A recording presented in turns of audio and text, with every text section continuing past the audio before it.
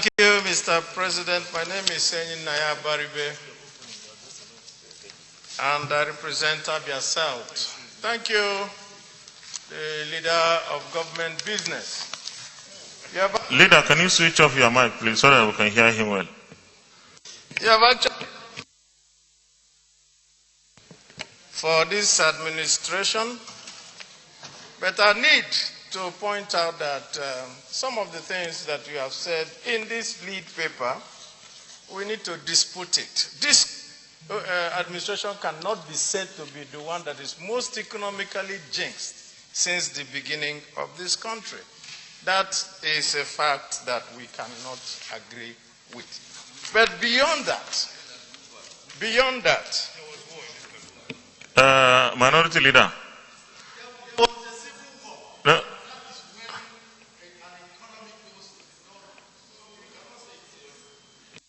Mr. President, that is not the point. The point really is that I agree with... Minority Leader, you have 4 more minutes to go. I agree with the leader. Actually, he made a very, very interesting position. He says that we are in interesting, difficult, and tumultuous times, and a time for sober judgment, reflection, and statecraft. This is in his paper. I totally agree with you. And what does that mean for us? What it means for us is that will lead an administration to ensure that whatever it does actually will be not a time for tokenism, not a time to just go ahead and say something that is simplistic and that does not lead us anywhere. It is a time, Mr. President, for us to build, and not a time for us to build without foundation. And I'm going to go ahead, Mr. President, to say most of the things that are in this budget that we need to very well consider.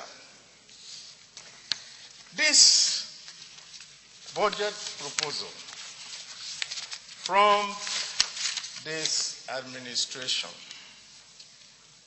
says something that is very critical for each and every one of us to know.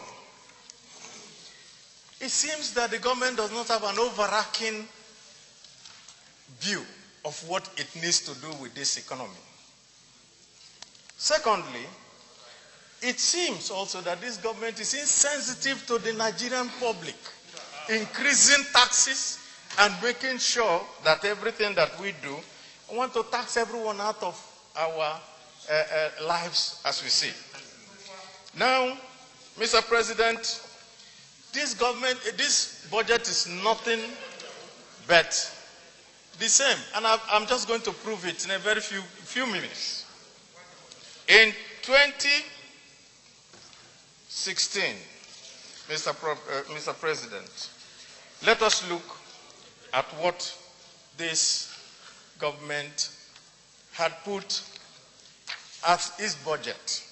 The budget of 2016 was 3.65, revenue of 3.65, and at the end of the year, we had a revenue performance in 2016 of 32%. In 2017, instead of trying to readjust to the reality, we still went ahead and did the same thing, which is exactly what we're doing today. Put bogus figures, and then in 2017, we still had a whopping 53% shortfall in our revenue. That means that if every year since 2016 we have always had a whopping 50% less revenue than we project, what we have put today, a revenue of 7.5 or 7.6 trillion, we're also not going to be able to realize that. That means that we're going to realize about 38% of the projected revenue.